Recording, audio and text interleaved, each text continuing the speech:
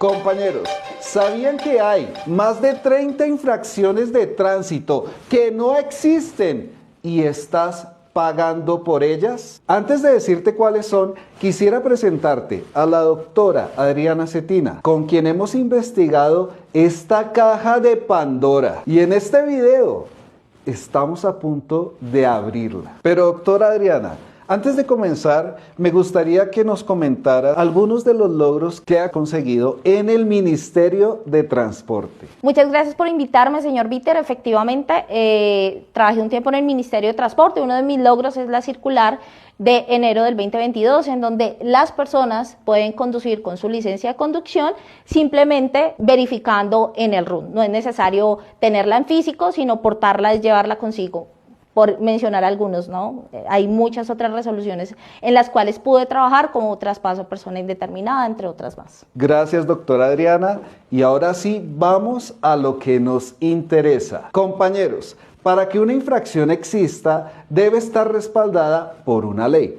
Para el caso de la resolución 3027 de 2010, que es el manual de infracciones, o sea, donde están todas esas infracciones, ya sea porque te parqueaste mal, porque no tenías el casco puesto, resulta que algunas de estas infracciones, solo un numerito chiquito, más de 30 infracciones, no están respaldadas con una ley. Adicional, el Ministerio de Transporte no puede interpretar las infracciones o colocar infracciones que no estén respaldadas en una ley. En pocas palabras, el Ministerio de Transporte no es el Congreso, no son los senadores que ponen leyes, simplemente cumple funciones administrativas. Un ejemplo: la famosa infracción C24. Resulta que en la ley 769 de 2002, o sea, el Código de Tránsito,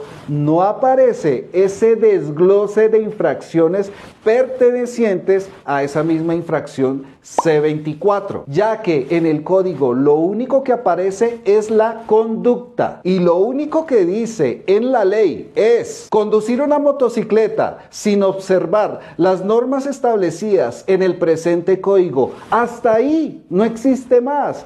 Pero otra cosa es lo que dice en la resolución 3027. Por ejemplo, llevar acompañante, el cual debe llevar casco y prenda reflectiva. ¿Cómo así? O sea que esa infracción no existe. Cuéntenos más, doctora. Imagínate, adicional a de todo el tiempo, deben tener las luces delanteras y traseras encendidas. O sea que esos videos que hemos visto donde le hacen el comparendo y la inmovilización de la moto a algunos conductores, se ha hecho por una infracción que no existe. Así es, señor Víter. También la de portar chaleco desde las 6 de la tarde hasta las 6 de la mañana. Otra infracción que no existe, que no tiene una ley de base para que realmente te puedan sacar ese dinero, ya que estas infracciones fueron inventadas por el Ministerio de Transporte y quien debió haber colocado esas infracciones era el Congreso. No vamos a nombrar todas las infracciones que dependen de la infracción C24, vamos a colocarlas aquí si quieres pausar el video para ver cada una de ellas. Ahora vamos a pasar a otra infracción. ¿Cuál sería? Podemos hablar de la C35.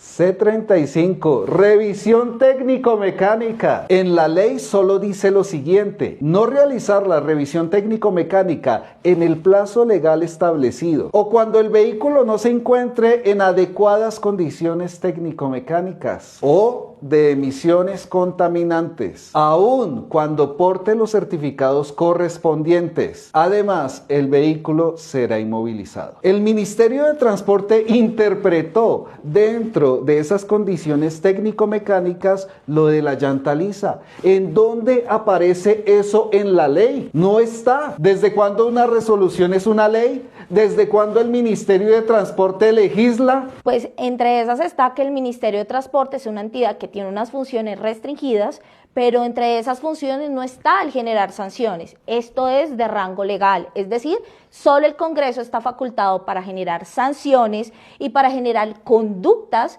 que recaen sobre las infracciones del Código Nacional de Tránsito. El artículo 131 tiene algunas infracciones, pero limitadas, y el Ministerio se ha tomado esas atribuciones que no le corresponden al intentar traducir lo que el legislador quiso hacer.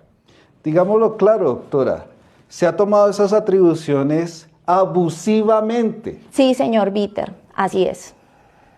Pero doctora, la NTC 5375 da unos lineamientos acerca de la revisión técnico-mecánica. Eso quiere decir la llanta lisa. ¿Ahí qué pasa? Pero es que esa NTC aplica precisamente para el procedimiento que se lleva a cabo en la revisión técnico-mecánica. Es decir, que si tu vehículo y si tú pasaste tu revisión técnico-mecánica es porque estas condiciones que el ministerio está interpretando, tú ya las contaste, ya te las revisaron y ya pasaste esa revisión. O sea que es un poco absurdo que vayamos a hacer la revisión técnico-mecánica y saliendo del CDA nos pare un agente o policía de tránsito y nos quiera hacer su propia revisión técnico-mecánica, así tengamos al día ese documento. Así es. Muchas veces las personas han manifestado su inconformidad porque aún pasando su revisión técnico-mecánica, que quiere decir que sus llantas están en buena condición, aún salen a la calle y le interponen sus infracciones. Y muchas veces lo que dice el ciudadano precisamente es eso. ¿Pero por qué? Si a mí ya me hicieron mi revisión técnico-mecánica y yo la pasé, ¿qué ha pasado acá? Pues que obviamente el Ministerio de Transporte interpreta una ley que no puede interpretar y genera unas infracciones adicionales que no debe hacer. Compañeros, por favor, compartir esta información. Esto es una bomba. Nadie está hablando de esto. El mismo ministerio lo debe saber. Y aún así se ha quedado callado para que actualmente sigan estas infracciones que no existen operando y ustedes saben cómo. Compañeros, y eso no es todo. Al menos las infracciones que hablamos acerca de la C24, la C35, como que medio aparecen en el Código de Tránsito. Pero las que vamos a hablar a continuación es así como que las sacaron de un paquete de papas. Por ejemplo, la D17, cuando se detecta una infracción por emisiones contaminantes, o sea, los famosos gases y generación de ruido. Así que ahí estaríamos hablando de los exhaustos, resonadores, silenciadores, DB killers. Así es, señor Bitter. Esa infracción no existe. Pero lo que hay que recordar en esta infracción es que es una tipo D, o sea, de más de 1 millón de pesos. Doctora, sé que hay muchas más infracciones, pero díganos otra más. A mí me gustaría que mencionáramos la H13. Ok. La H13 que nos dice las demás conductas que constituyen infracción a las normas de tránsito y que no estén contempladas en este acto administrativo, es decir, de la resolución 3027. Y aún así sabemos que hay muchas infracciones que se le interponen a los ciudadanos con esta codificación sin estar legalmente o sin estar existiendo. La verdad, compañeros, nos podríamos quedar aquí con la doctora hablando de todas estas infracciones que realmente no existen. Pero creo que esto no serviría de nada sin el apoyo de la comunidad de conductores, ya que en este momento este video es una denuncia pública porque hay agentes y policías de tránsito que a la fecha siguen haciendo comparendos e inmovilizaciones que no existen o que solo existen para el Ministerio de Transporte. Así que por favor, comparte esta información, ya que ¿a quién nos interesaría que le llegara este video?